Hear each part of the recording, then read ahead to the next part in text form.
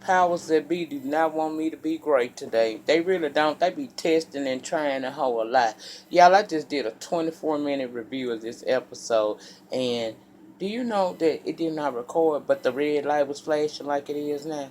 So I might need to do a T.S. Madison and ask, is the bitch, bitch, is it on? Is it on, bitch? Okay. But anyway, this is the finale of season 1 for Tangled Twisted the Web series entitled A Full Moon Tonight. Before I begin the review, I want to, like I said, thank Cecil and Shaheen for allowing me to do my little piece in here. You know, my parts in this probably will get greater later, but for right now, I am just ecstatic about this. I'm excited for him. I see great things coming with this episode, well, with this particular series, and he's a very talented man, so we gonna get a whole lot of him and Cecil, okay? Fooling with me, y'all gonna know all they doing, because I'll be talking about it all, okay? So just stick with a bitch, we gonna bless you, okay? Now, this episode started off with a flashback of the 6 episodes that have already been published, okay? It shows you the highlights of how we get to where we is right now. Now, y'all know Shaheen time is very similar to Tyler Perry time. Y'all know what I mean when I say that Tyler Perry will do a whole 13 episode season, and it only been 3 days, child. He got all that in 3 days, okay? And Shaheen do this too, because we started now 2 weeks after Clue done got arrested down at the park for selling the dope, okay? He down there in DeKalb County doing push-ups, talking about he ain't gonna be no little body bitch if he gotta go down that road, hell to the now, okay? And we find out that he done borrowed a cell phone from one of the COs at the institute at the jail, and he calling his auntie. Now, I think that's Miss Brown. Miss Brown was the lady that is the mother of Swoop's girlfriend. If I ain't mistaken, in the last episode, this the lady that came home as he was leaving after he had to knock her damn boots and shit. But she's also Clue's auntie, okay? And he's calling her, and she down there to the Waffle House waiting on her nephew Jay to come. She already on a phone call with this chick, and I don't know her name. God forgive me, y'all forgive me. I call her Chocolate Delight. When you watch the review, you gonna know why I call her Chocolate Delight, okay? She talking about she done went down to some church, and somebody named Darlene and her sisters be fucking preachers, but where they fucked up it was when they tried to talk to her husband. She pissed off with her husband and telling Auntie she about to get ready to put this nigga on the other side of the door. Auntie saying that she understand and tell her that, you know, you ain't got to tell me nothing. I know how these young men out here doing. They need to change their life. Then she gets that call from uh Clue, okay? And she tell her she gonna holler back at her. She gotta holler at her nephew. He down at the jail again. Now when she returned to the car with Clue, she hurry up and tell him that she ain't got no money for no Bon Jaquez, cause that's his name. We calling him Clue. I said, child, she said, she told me I ain't got no money for no bond, and your mama ain't got no money for no bond, I'm pretty sure. He said, Auntie, I don't need you to do that for me. All I need you to do is give my girlfriend a call. I'm going to send you her number tonight. You call her tomorrow, and she's got my bail money to come down here and get me out of here. That's all I need you to do. He said, I know my mama can't help me out because she probably somewhere smoking dope. Auntie say Hassan go in. Hassan came out and you went in, and he trying to lie and stunt like he was just at the wrong place at the wrong time. Auntie, he ain't sold no dough. She said, cause Auntie know your ass, okay? Now Jay finally arrives, and she tell him, Jay here, and asks, you want to talk to him? So she put Jay and Clue on the phone together while she go and, relieve herself in the ladies' room right quick.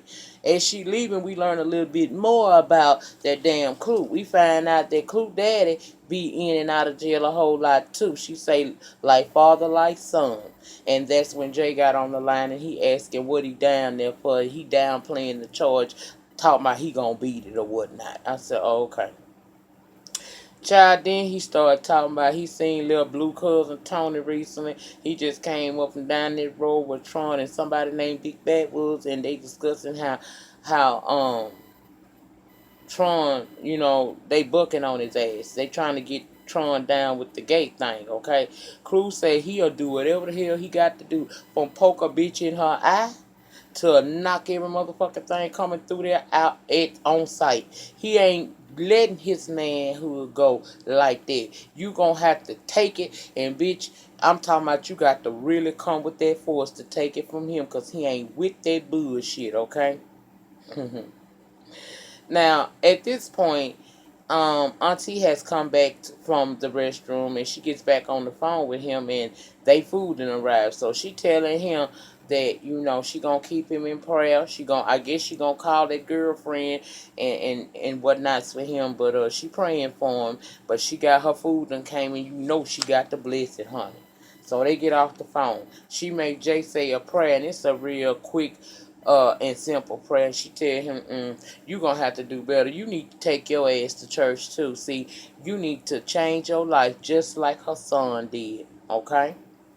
Now, we finna travel to some place in Bankhead called the Cookout Spot, because they in there playing cards, talking shit, smoking weed, and cooking dope all in the same goddamn vicinity, okay? And we meet Little Blue, a little body, big mouth ass little motherfucker that talk a little bit too much, but they say he a fool with it, okay? And he talking to Mook about holding the damn weed too long, okay? Blue asked Mook, have you talked to your boy Tron lately? And he said, I just sent him some money, but nah, what's up? He asked, is he eating good down there? Mook say, fucking right, he eating good. Fuck you thought, okay? Blue say, well, he locked up with my people, and he say Tron being fucked out down there. Now, even the people at the table, to include Pimp, and I don't know what the little girl name is with the red hair, but I call her Red Devil. Both of them is sitting there saying that that's foul to say that about Tron. He a cool dude. They ain't cool. Mook said, chill. And Blue said, don't get mad at me because your boy opened his knapsack, honey. He laughing, Mook laughing and tripping, but he insists that Tron is down there on some drama shit, and he say, nah, that ain't my boy. Mook laughing, but he getting mad, and he pull out a piece and put it on the table and tell him, look, that shit you saying about my boy ain't cool. Nigga, that's my homeboy, and I take that shit personal. Blue say, Blue ain't got no motherfucking chill. He say, your boy, and it's personal. He said, well, your boy personally taking it up the ass. Mook and I feeling that, and neither is this other dude. I call him Big Man in Blue. Cause he stand up and put a pistol in Blue face and tell him to chill. He's earned his stripes, and you not gonna keep disrespecting him like that. Blue say, so you gonna kill me, cause that nigga gay. Okay? Child, Big Man in Blue say Tron got his stripes around here, bruh. He said he'll blow Blue skull cap right off his fucking head. What the fuck did he think, baby? This is all about Tron up over here. And as he's going crazy about to shoot this man, this dude I call Shade Master, cause he got on these little shades, and he comes up and he co-signing and saying it's true. But y'all need to chill with that shit, because man, we's about to make another bread around these parts. Then little daddy I call his name Pimp say, man, what's up with all this dope? Cause Shay Master done set that dope on the table. He talking about that's too much dope for me to be in here with. This is too much for a pimp. Blue berating him about what he got and what he don't got. Pimp say he got hoes on Backpage and Twitter. So Blue tripping, he say, and Pimp say, bitch, if you wanna skeet, all you got to do is tweet. I hollered. That little motherfucker crazy, baby. They have some good sayings on this show. I sure be liking it too. Cause I'm old shit talker from back in the day, baby. He tell Pimp that all that dope that he see right there, man, that ain't nothing but some shit he got from a nigga in South Carolina. Now, Shade Master and Mook, they go up in the kitchen and they cooking keys and they ain't from overseas, okay? When Shade Master finished, it's all cake, my nigga, and he called Mook in there, who is pleased at what he's seeing, talking about this cake, this fluff, and he said he finna call E and let him know, oh boy, to hook this shit up like Chef Boyardee, bitch, okay? Mm. Meanwhile, E is still waiting and looking for Flip for his money. He been calling that nigga and he ain't been getting no answer. And he finally is able to get this man on the phone. And Flip say he been locked up.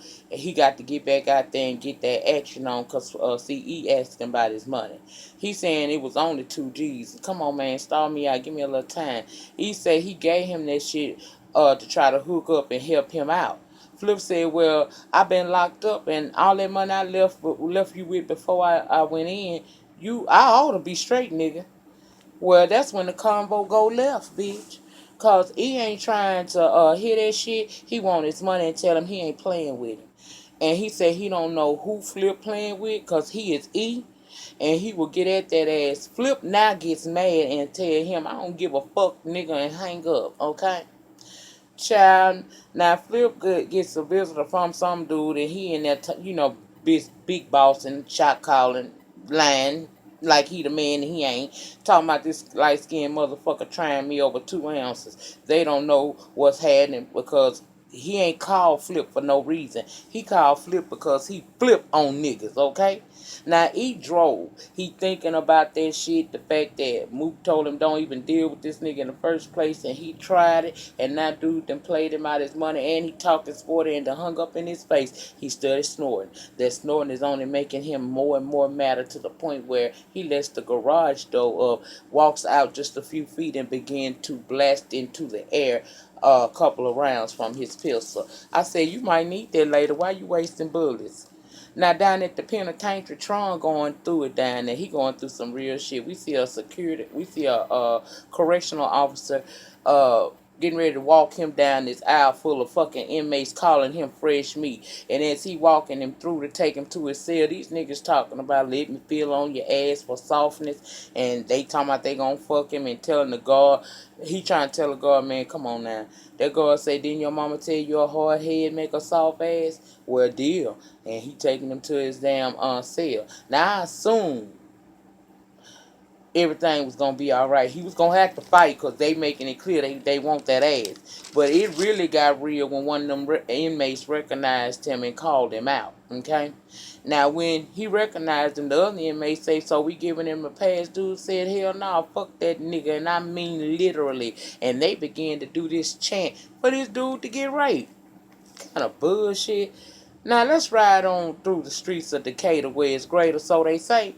And we see my boy shouting. Okay, he's standing out in front of these apartments and shit. And this chick pulls up with this guy in a Mustang. We gonna call her Blondie. Like she get out and go into the apartment, but before she go out in there, shouted and asked the girl for that ass, and she said, "Okay, we'll see. Wait till I come out." Now in there, now he trying to holler at old girl, but Blondie like man was sitting in the car the whole time. He get out talking about, man, that's me, dog. You don't see me right here? He said, my bad. Damn, a nigga don't holler at your bitch. That means she fucked up. You ought to want a nigga to holler at them good, honey. If she go unnoticed, that means she ain't got nothing going. What you need to do, you need to be sharing the hoe. And was asking the man was the bitch on back page. I holler, child. Now she go up into this apartment complex, and we once again see Chocolate Delight. Chocolate Delight was talking to Miss Brown at the beginning of the episode about getting ready to kick her old man out. But see, Blondie Locks, I'm sorry, is over there. She letting the girl borrow some money, but she telling her, look, I need mine back, bitch. Old girl said, I got you. They give each other a hug, and she popped pussy on back up out of there because she got her man sitting in the car. Now, on the way to the car, Shotted and told her, your dude said I can share some of that ass. She said, is that right? He said, yeah. She said, I don't think he said that. And she going to get in the car, Shorty shooting his number, and that's when a dude jumps out the car, tell her to get her motherfucking ass up in that car. He said, I got something for your ass. Now she must have knew that I got something for that ass really meant something, cause she apologizing. But shouted shit talking about fuck your regular ass Mustang. Man, your bitch chose me. They drive off only a few feet before we hear two gunshots. Now my question is, did he shoot that bitch? For disrespect? Child, I'm hollering. I am literally hollering. Now let's go over to Glenwood Road, because Kool-Aid done rolled up on this dude that's serving from a wheelchair. Now I heard him say scooter, but the police officer, the female that rolled up on him, said his name Diablo Combs, okay? Now, as usual, Kool-Aid want more than what he paid for. He feel like, cause he a OG from the neighborhood, he probably seen most of these dudes grow up, that they ought to look out for him. But dude telling him, I can't do it at this time, my nigga. You ain't got enough money for what you want, so I'm gonna have to give you what you can pay, what your money pay for, okay? Child, next thing we know, the cops done rolled up on them, jumped out and put guns on their ass, and the female cop calling him Diablo Combs, like I said. She saying she knows him. She knows that he wants to walk out of this thing alive. Diablo say, well, I ain't walking nowhere, bitch. You trying to be funny. And he pulled his gun out at the cops, and he saying he ain't going no jail tonight. They gonna have to kill me, okay? The male cop is saying he about to shoot his ass if he don't put the weapon down. But the female cop is begging him to don't do it, to think about his family, because she know him. And she said, think about your mama. Child, he said, fuck that. And went to shooting at their ass. So they have a shootout. Kool-Aid that hit the ground. He ain't shot that bitch scared, okay? But they did shoot Combs somewhere up in the abdomen regions right here. That's where they shot him up at, okay? Now, the male cop is keeping Kool-Aid down, getting ready to arrest him. Kool-Aid talking about he ain't did shit, but he did see y'all just shoot a man in a wheelchair. The dude tell him to shut up, you going to jail, and if you don't shut up, we gonna wind up shooting your ass, okay? Combs is grabbing his abdomen, talking about these fools done shot me, call my folks, man, get them on the phone ASAP. Kool-Aid is now having the cuffs put on his ass, and he's talking about, man, just let me go. I ain't gonna tell nobody you shot this man in the wheelchair. Well, Kool-Aid, he pulled the gun out first on them. Well, no, they pulled their guns out first, but he pulled the gun out back at them, and he shot first. So they really had a right to shoot his ass, okay? So you gotta keep it real, baby. Now let's go to Chandler Road, wherever the hell that is. And they out there shooting dice, okay? You got E and Mook standing up there, and Mook E telling them, no, yeah, E is telling Mook, man, these motherfuckers been out here all day with this hustle shit. The hustling these dice. He called his cousin Dante over there and told him, what I tell you about fucking with these old hot ass niggas? Now, I funded you some work for you to come up, not get fucked up. You need to let that there go with these dudes right here. This ain't gonna be nothing but some problems. The Dante say okay, but at the same time, I don't think he is. And Mook and Eden decide they finna go get them some females for the night or whatnot. And we know E down, cause he say he always down for some pussy. Pussy, weed, and money is all the fuck that he needs. So we go on a tour of the adult entertainment district of Decatur, honey. And we see several clubs. We seen the Blue Flame Lounge. We saw something called Onyx. We saw Boss One, and I think that's the club that we wind up going into, where we got these busted ass strippers shaking ass. Child, we seen all kinds of ass up in that place. We saw big asses, small asses, white asses, black asses. One chick had her tampon hanging. We gonna call her a nasty ass. Child, it was all kinds of ass. Now, this must be the club for the niggas that make minimum wage and the bitches that's on public assistance. Because this didn't look like no place where no dimes be at. I ain't see no dimes or no quarters, but I saw a lot of nickels and a few pennies, honey. Shaking that ass, shaking that thing for some change. I say, go ahead on. Now we meet Chauncey. He's known as one crazy motherfucker. He owns the hottest club in Decatur. And we hear you can get whatever you want in this joint, from pussy, weed, or alcohol. Chauncey got it all. You heard me? Baby, he talking with these other two cats about splitting some bread 3 ways. It was supposed to be a 4-way, but see, one of the niggas tried to set him up, and he done been X'd out. So they up in there toasting to making big money, okay? Now, while he looking for Flip for his money, Flip over there at that club selling dope out this main bathroom when Chauncey and the boys come in there and tell him, man, didn't I tell you can't sell that shit up in here?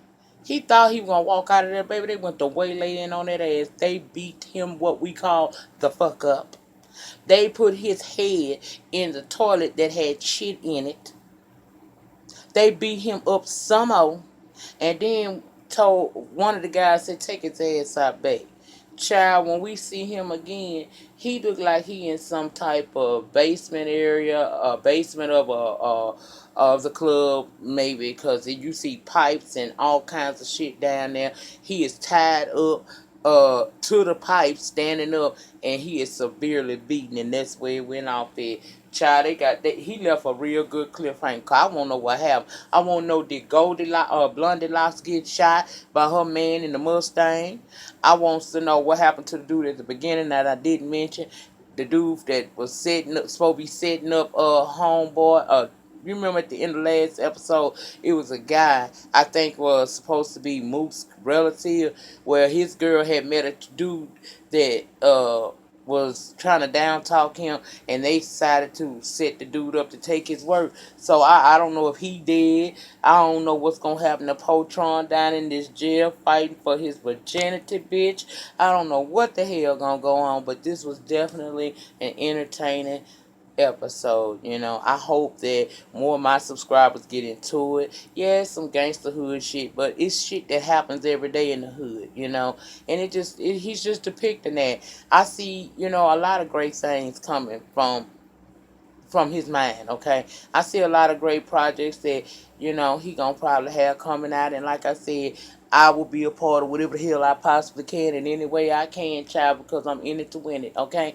And this is interesting to me. I enjoy it. So I encourage you to click the link in the description box, watch the review, get over there and subscribe to the man channel and show some support. We need to start getting behind our own, and I'm telling you, this dude is headed some places. Don't be trying to sit at his table when he up, because you didn't support him when you was down, okay? That's the same way I would feel about anybody else that's trying to do something. If you don't ride with me when it's rough, you don't deserve to eat with me when it's good, okay? So y'all get over there down in that panty. Have a little conversation with me, rate the video, share the video, go subscribe to his channel, give him some feedback if you'd like, let him know how you feel about the episode. You can even put him some suggestions down there. He the type that'll listen to you. Now I ain't saying he gonna take your ideas, but he open to a dialogue, okay? So let's start the discussion on both the channels, okay? And thank you, Shaheem and Cecil, for allowing me to be a part of the Tangled and Twisted experience. I look forward for season 2. And in the meantime, in between time, y'all remember the depth of your struggle will determine the height of your success. Anything you want in life gonna come with some problems. You're gonna have to go through something to get to it, okay? Like he going through it now, trying to get his shit together. And me, you know. Um, I'll see you guys back after this. I won't see y'all until Sunday night or Monday. So y'all have a good weekend. Be safe. Be good to each other. Please, please, please go and subscribe to his channel if you're feeling this here. And let him know that I sent you over there, honey. And I'll see y'all the early part of next week, if not Sunday night. Peace.